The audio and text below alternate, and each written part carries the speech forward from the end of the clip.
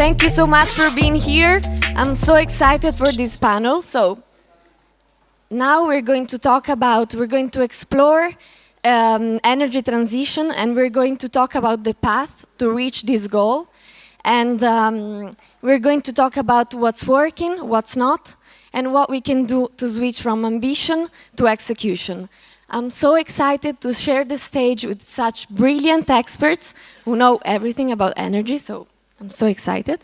And please ask questions at the end. So please give a huge welcome to Michael Liebreich.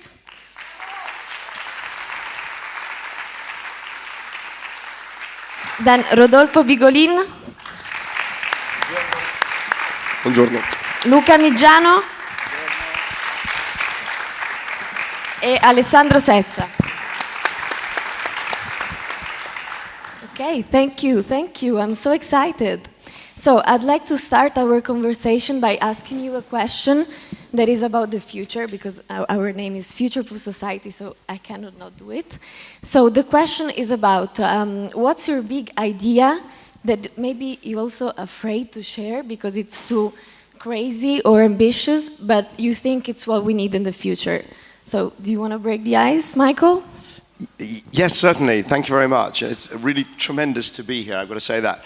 And this focus on the future is great, because the present, in terms of the energy transition, is maybe, how can I put this, not the easiest topic with what's going on around the world. So my big idea is that we're going to make very rapid progress on the clean energy transition, and surprising progress, particularly given the events right now.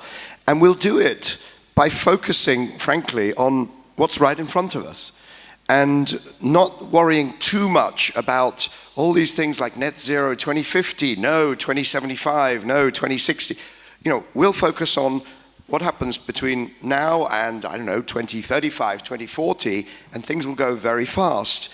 And they'll go very fast because everywhere in the world, the electricity system is getting cleaner. Even in China, used to be 80% coal, it's now 53% coal in electricity. China may even, the latest news is, have peaked its emissions.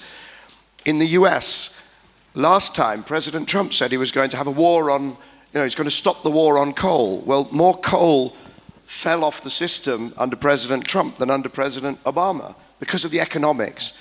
So we can clean up the electricity system. Of course, we're doing this in Europe, of course, also in Italy very quickly. And then we can also clean up transportation by going electric, heating by going electric, most of industry by going electric. And this is right in front of us right now. So we're going to make very rapid progress, not by having huge discussions and thinking about aviation fuel and hydrogen and direct air capture, taking carbon out of the air. All that stuff is really hard. Why don't we just do the easy stuff? Yeah. Great. Do you wanna Yeah, well, continue? sorry for my voice, first of all. But Michael, you touched a really important point. And as a job, I do renewables. And renewables is infrastructure investments, and infrastructure investments needs a really long-term planning. And so it's not an idea, it's a hope or a request to the policymakers is to have policy stability. This is critical for us to plan investment, because also doing infrastructure investment in energy, meaning production of renewable energy, meaning battery storage, meaning EV charging network to start the actual electrical mobility has to kick off. The drama that we are facing in Italy is the policy, and every 2 years we are back to square one, everything is changing, and nowadays there are like 7 to 8 development processes that you have to face to get through planning in Italy, and sometimes you start to develop a project which takes 4 to 5 to 6 times longer than other countries compared to the UK, as an example.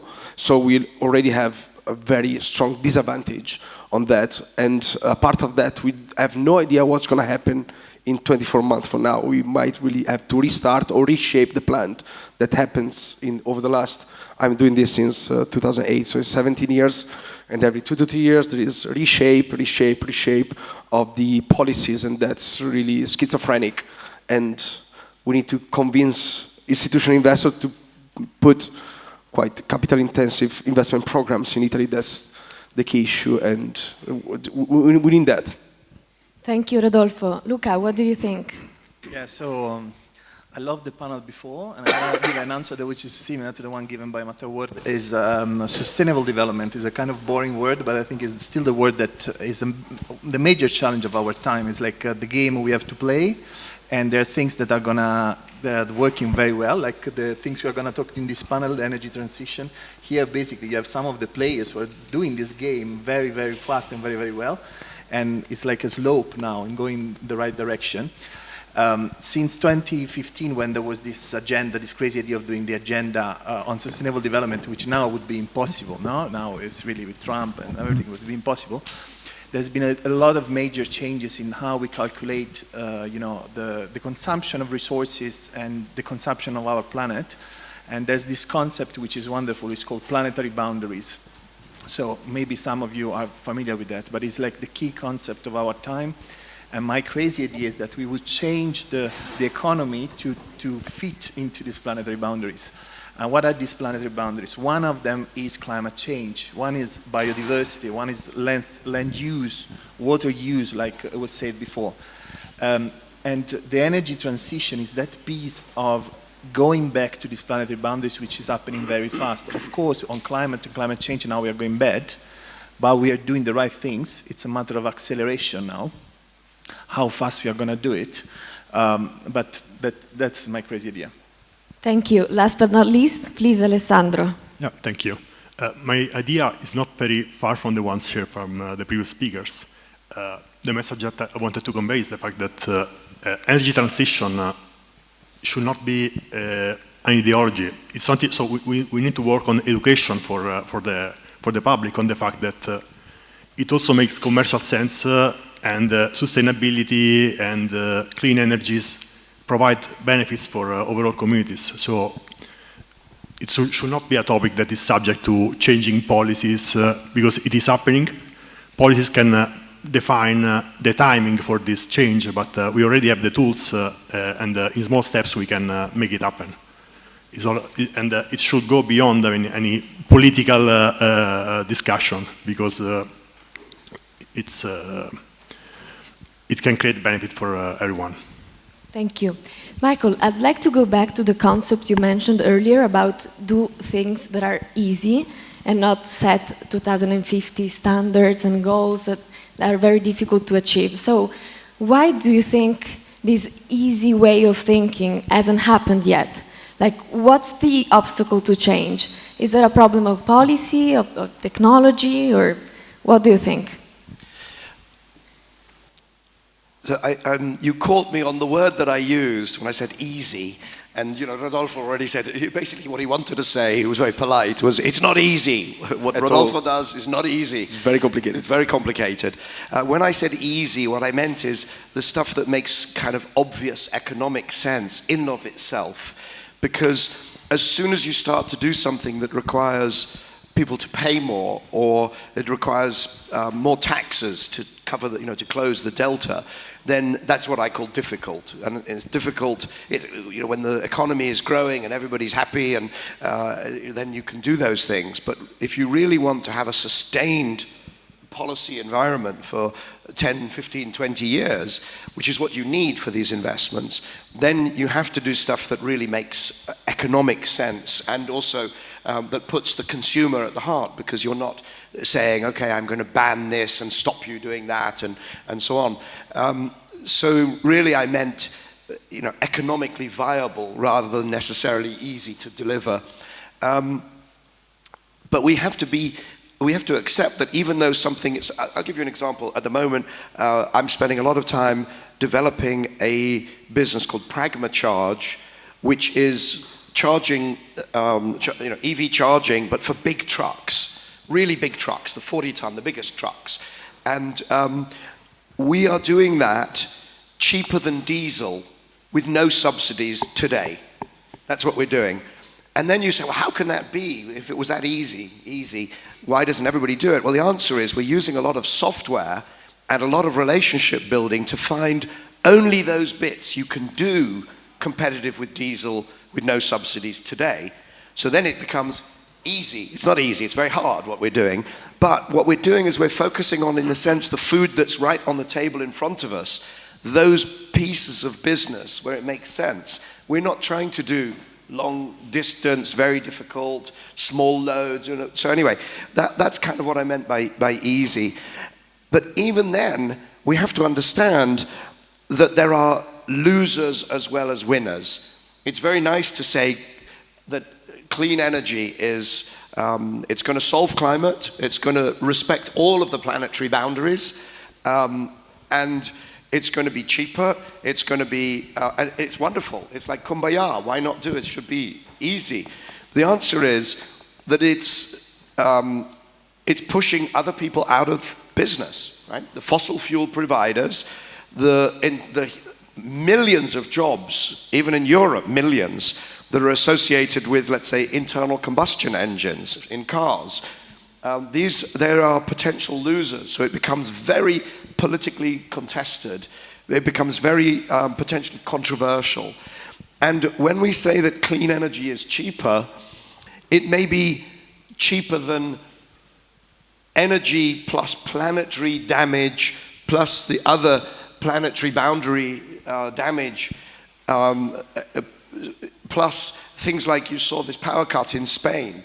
You know, you have to spend the money on resilience. You go from one system to another. So it may be cheaper overall, but to the user of that energy, to the actual person who drives a car, who switches the light on, it might actually be a bit more expensive. And then the policymaker has to make sure that the benefits of this transition do end up with the consumer, with the buyer.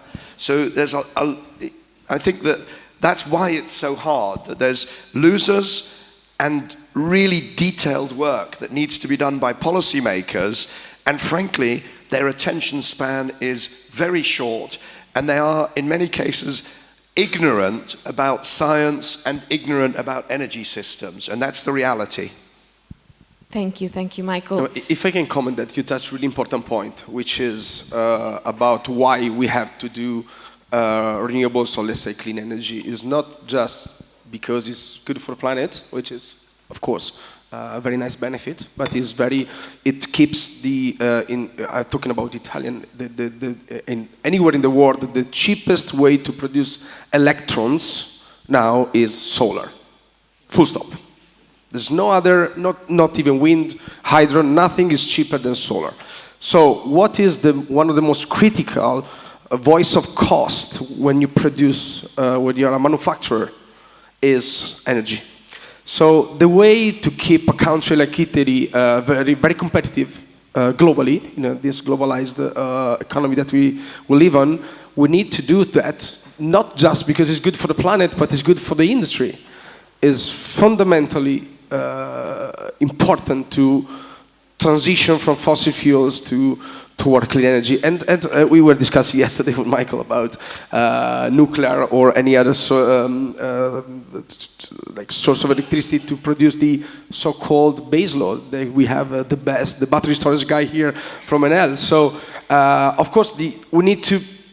It's very complicated to make a proper energy mix for a country, because you need to understand the demand curve, and we have a big issue as a country because we are long and very thin. So the transmission of the energy, and we have the sun in the south, the wind is in the south, most of the demand is in the central north of Italy. So that's not easy to manage from the distribution network and the transmission network.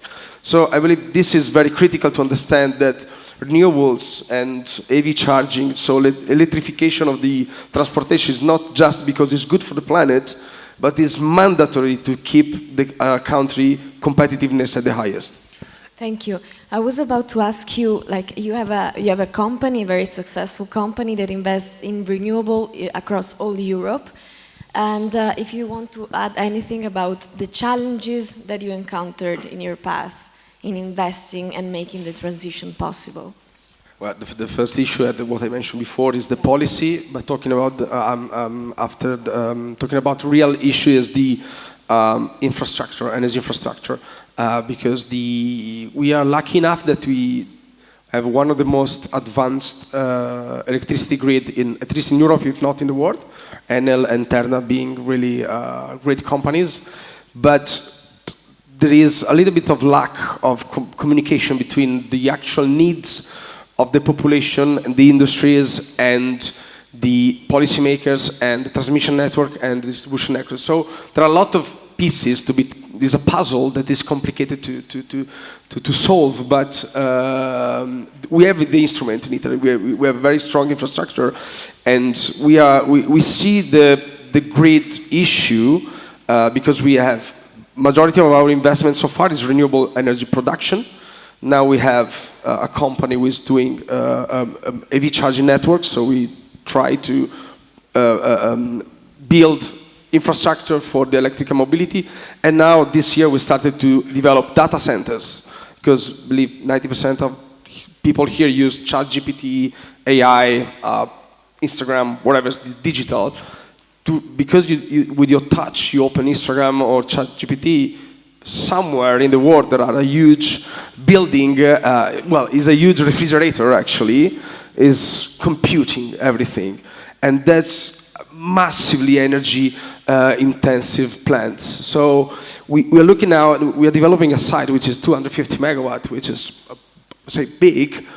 The infrastructure backing that is complicated because then we create demand, but in that area we don't have enough generation. And most of the generation, if you want to run a data center on a proper way to have clean energy, you have to sign PPAs with the certificate of origin. But where this electricity is made? In Sicily, in Puglia now. So this is not easy infrastructurally, and that's, I believe, is the main challenge that we need to solve. Very complicated, not something that we can solve now. Not easy, as we said. And this is the easiest way. There are more. Then you can talk about hydrogen if you want. But this is the easiest way, and that's already very, very complicated. Thank you. Coming to Luca, I know that with Asvis you launched a platform that is called Ecosistema Futuro, right? So I'd like to know, what's the future-proof society you're trying to build with Ecosistema Futuro? Yes, thank you. So I don't want to deviate too much to the panel because I'm really interested also to hear about the energy and things, but I will try to connect. So also from the panel today and other panels in this wonderful conference, there are two major challenges that are here through the lines. One is the long-term thinking. No? So Italy, but other countries have challenges of building strategies which are long-term. No? So my boss always say, we are used to the words of not in my backyard, but actually there's also the words not in my terms of office, which is also true for CEOs and shareholders. It's very difficult from our society is really built on a short term. And then the second thing of our society, I think, and I guess all of you are experienced this, and we see with these challenges and trade-offs, is that we are built to work analytically on a sectoral, vectorial level. And just politicians often have to deal with all the issues together and deal with trade-offs. But culturally, we are not used to that. So energy without climate change, without trade, without infrastructure, without culture, what was said before is about how you build, especially in democracies, how you accompany the energy transition to make consensus, to have those policies and investment that allow infrastructure.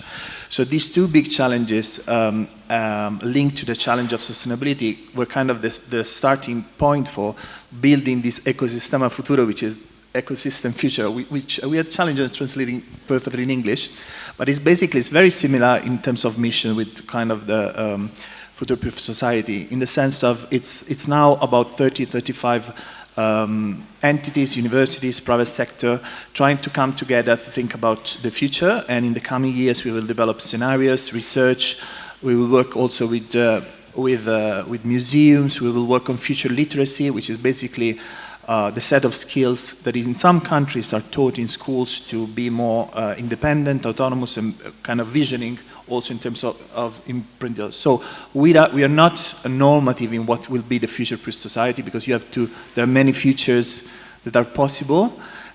So we are not saying what the future will be. We, as ASVIS, which is linked to sustainable development, we have, the preferable future is the one on sustainable development, the one that protects the rights of future generations. But basically, and I guess it's also for this event, you think about the future, about the possible futures, to have a debate about the actions you need to have today. Because it's not written, it's for us to decide. That's very empowering. We are deciding now, our politicians are deciding now, our CEOs, our consumers are deciding now. So, but the challenge is that to start to have the space, physically, like this space, or mentally, to think long term. And I just want to add one thing. In the case of a society, really means what was said before, to accompany those that are losers in certain transitions. So we have energy transition, the biggest challenge of our time, one of the biggest challenge of our time. There will be losers, so they should be accompanied by the society, by us, to allow the change. Otherwise, nothing happens. But this implies long-term thinking, and for politicians, it's really difficult because it's voters, it's votes. So that's why you need this cultural situation where you kind of support those that are able to take long-term decisions, and without mentioning CEOs that are accountable to shareholders, which is even more difficult possibly. So yeah, so future-proof society is a society that we basically are discussing now, that we are empowered to discuss. For our company, we can change the slogan of the company using this sentence. So coming to Alessandro, what's the advantage of energy storage and how it can contribute to energy transition? Okay, thank you. Energy storage is nowadays probably the fastest growing technology in the renewable energy sector. It started, deployment started a few ago for very niche applications in mature markets such as UK or Australia or the US, where the market was designed in a way to remunerate specific services that were provided by storage. But there has been really an exponential growth of installation over the past years, thanks to the increased competitiveness of this technology, which that is capable basically to support the installation of renewable energies by allowing to make renewable energy available also, filling the gap of its intermittency, because obviously solar and wind energy are not fully liable to the weather intermittency. And as well to make available this energy, so when it is not available, when the generation is not available, and making it therefore reliable. So, and thanks. What we saw in the market is that nowadays, even in Italy, this technology is being installed basically to displace the role that the energy mix has been historically covered by gas power generation. What we saw is, even as Enel, we have already a portfolio of more than 1 gigawatt of battery storage projects in operation in Italy that have been awarded in tenders where these new installations were competing with gas power plants. And we were able to achieve tariffs that were more competitive to new gas power plants. But what happened in the recent auctions is that energy storage projects have resulted more competitive even to existing gas power plants. This means that basically thanks to this technology we can replace thermal generation by providing reliability to the grid and providing a cost benefit for the public. And having already demonstrated this, it is easy to believe that the trend can even further increase by using this technology also for longer duration support to the grid and therefore enabling the transition. Thank you, thank you. Yesterday I had a wonderful conversation with Michael and Rodolfo. We touched so many topics, and it would be lovely to replicate this conversation here, including Luca and Alessandro too. So the moment has arrived. I have to ask you the question of the panel. What do you think of hydrogen? Okay. So it's funny because the last 5 years, every conversation about energy system and so on, it's just a matter of time until somebody mentions hydrogen. So I play what I call hydrogen bingo. The first person who uses the word hydrogen has to buy the drinks in the bar. So I'm afraid, Aurora, it's you. So we have a problem because hydrogen is a very attractive idea. I mean, you burn it, it makes water. Fantastic, you can drink the exhaust from your car. You can make it anywhere in the world. You can make it from solar power, you can make it from wind power, you can make it from fossil fuels if you have to, and so on. The problem that you've got is it's very, very expensive. And so, and when I say expensive, if you say, take 1 kilo of hydrogen, which we need for fertilizer, for the nitrogen cycle, which we have to not break in the planetary boundary. 1 kilo of hydrogen costs, let's call it €1 when you make it from gas. And it costs €6 if you make it from solar or wind, and wind. And then you say, but look what happened to batteries. So to Alessandro's point, look how they became so cheap. Look at solar, it became so cheap. It's the cheapest form of electricity. So hydrogen will become cheap. The €6 will become 1.5, the world will be saved. The problem is that making green hydrogen from renewables, you need a chemicals plant. In the heart of the chemicals plant is something called an electrolyzer, but that is not the expensive bit. The expensive bit is the chemicals plant. And the expensive bit is actually the electricity, which even if it's cheap from solar, it's still, so I said that €1.5 for dirty hydrogen, €6 for clean hydrogen. Of the €6, €3, half of it is electricity. Do we think that electricity prices are going to go down by a factor of 5? I mean, Rodolfo is good, but he's not that good, right? No, so never gonna happen. You have this problem that everybody thinks it's beautiful and lovely and the answer, but the reality is it's very expensive and it's not going to come down in price like that. It's going to come down in price like this. And so, every day, those of you who follow me on social media will see it. Not every day I do it, but most days I have something called the hydrogen souffle. You know, a souffle, when you make the souffle, it goes up. But when you take it out of the oven, it immediately starts to come down like this. So it's not a bubble that pops, bang. Everybody realizes, aha, Michael's right, hydrogen isn't going to work. What you get is over a period of years and years and years, projects are being cancelled, buyers can't sign the deals, and it is tragic, to be honest, because it is ruining careers. Real people are spending years of their career pursuing this. Governments, there are departments of hundreds of people in Germany, across the EU, in the US. And I feel so sorry for, Angola, Mauritania, Chile, where you've got some painful experience and so on. And they're wasting their time and they're wasting the planet's time, which, Luca, time is what we're talking about here.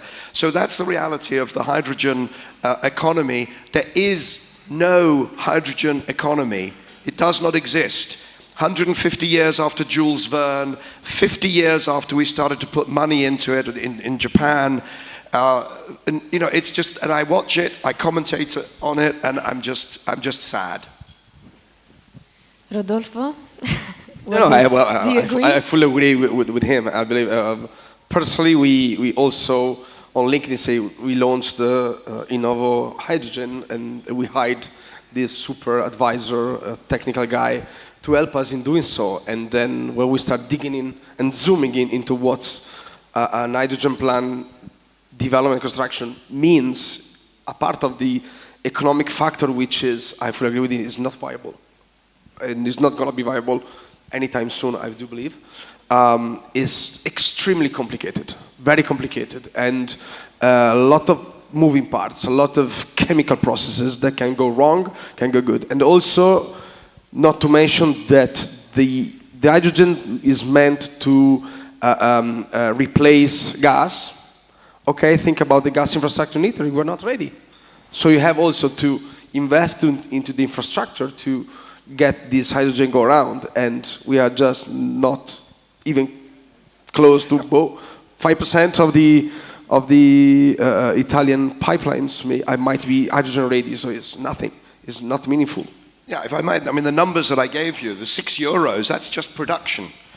And then Yeah, it's probably not distribution. And then it's probably in the wrong place. So then you have to compress it, transport it, store it, distribute it, use it, make it safe.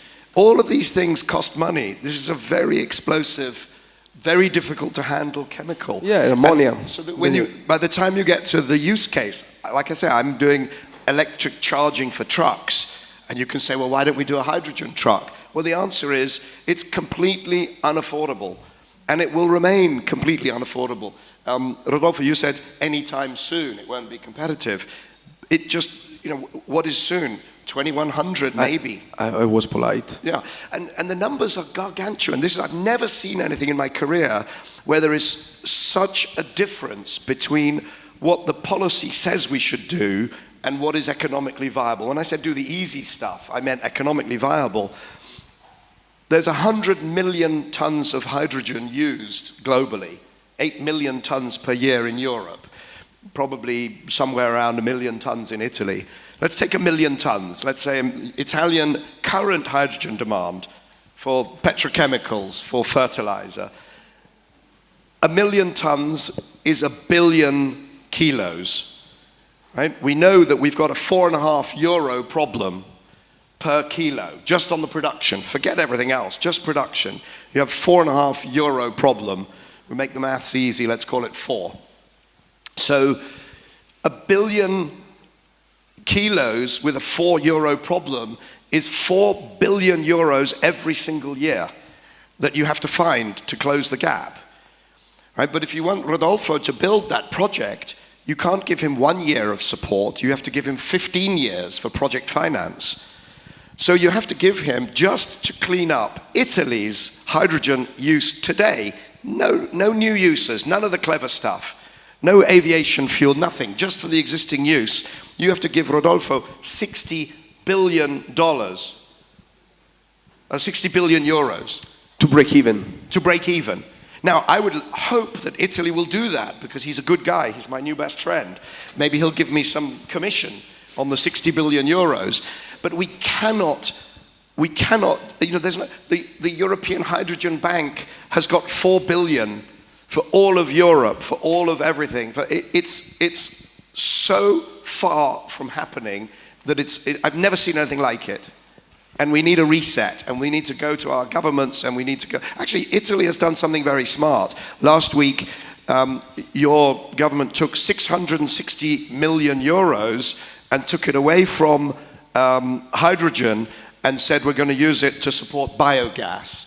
So slowly the souffle is going down, and rationality, economics, physics, thermodynamics will win.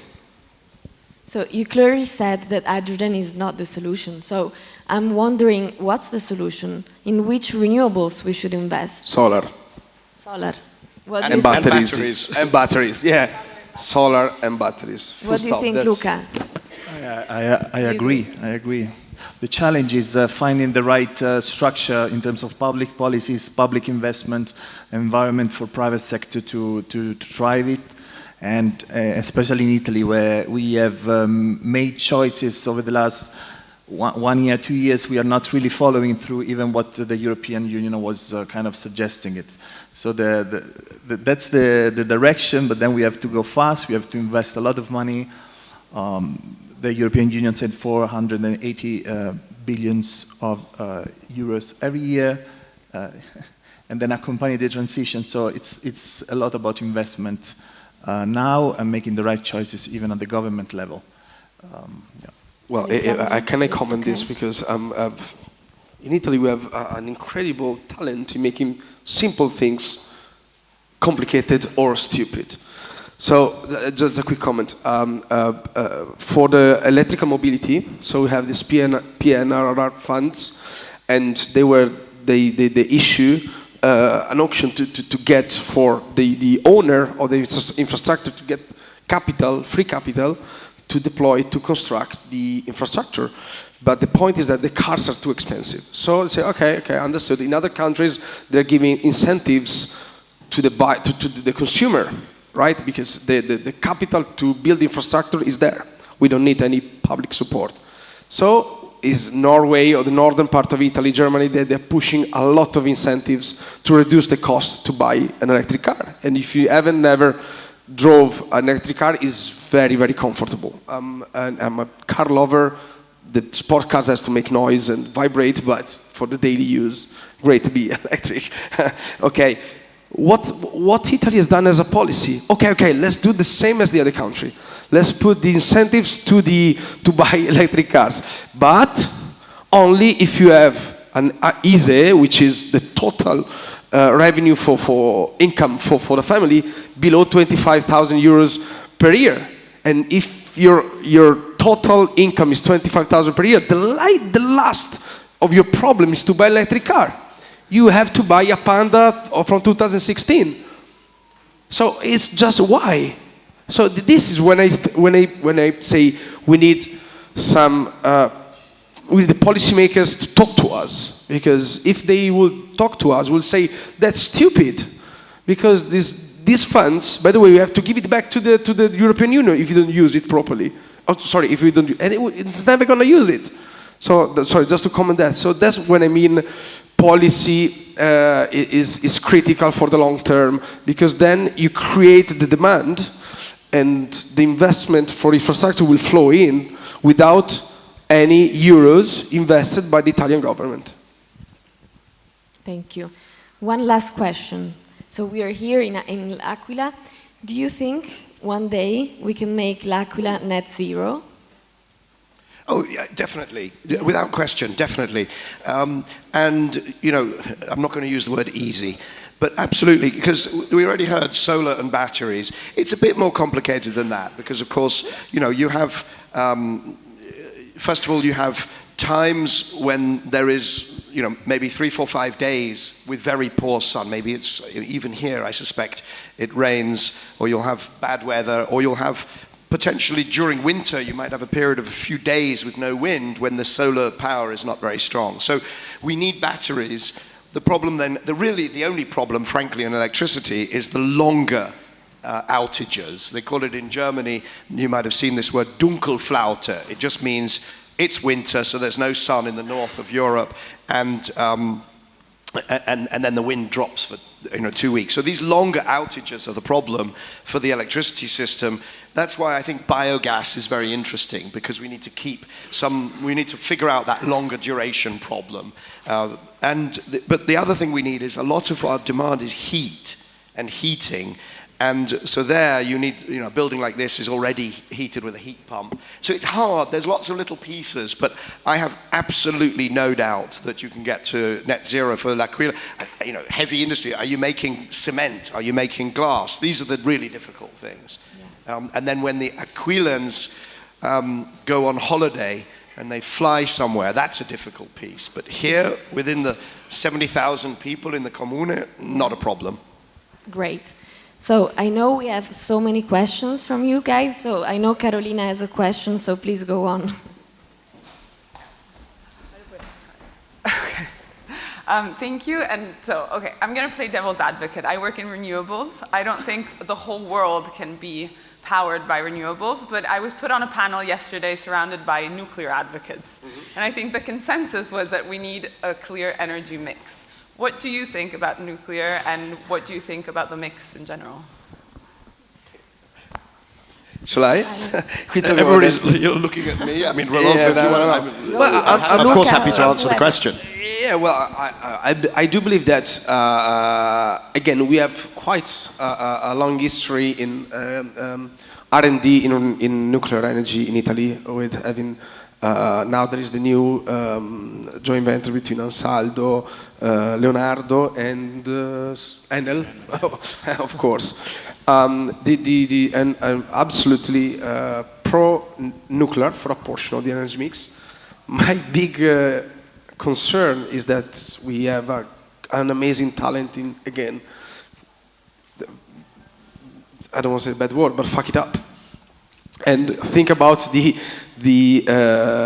nuclear waste that we are spending hundreds of millions, not billions every year, and we have no idea how to solve it. For Montalto di Castro, as an example, production plant, and nuclear is a very complicated thing to run, and Italy.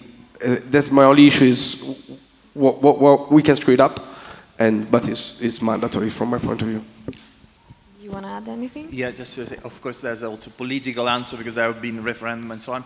But I think the question is if the nuclear is already existing in a country or has to yet to be developed. Because if it's existing, it's difficult to shut it down because of, it's helpful for the climate mix.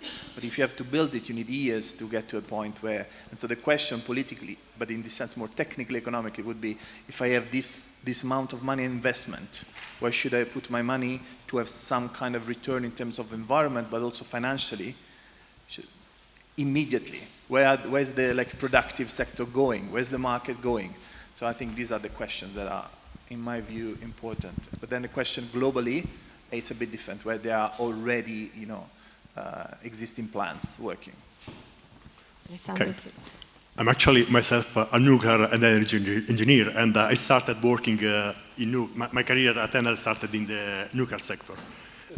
So I have some know-how. So my personal view on this technology is that, nuclear existing power plants are a clean and safe and competitive technology to generate electricity. So in countries where the plants are already existing, phasing out today would be a mistake because it is a better alternative to other technologies that would replace it in the short term. On the other side, investing on new projects with today's technology could be potentially uneconomical. So there are easier answers. There are easier solutions, as we said. Solar, batteries, and wind as well that can provide the. But can countries without nuclear go on renewables 100%? Gradually, yes. It's something that is doable with some backup and Quickly. it's not impossible in my view. And you have also hydro. You have you might have hydrogen for those few days or biogas. As we mentioned, therefore it is possible. And I understand that there's been also panels in the previous days about innovative nuclears. That is something that I believe is still worth to study, to understand if we will have alternative technologies that are even safer and potentially cheaper. But it is still something to be demonstrated with actual projects. So if I come in here, the first thing I would say is you've done exactly what so many people, you're jumping to, can it be 100%, right? So in other words, you're worrying about a problem which is like 2045, 2050, 2060, 2070.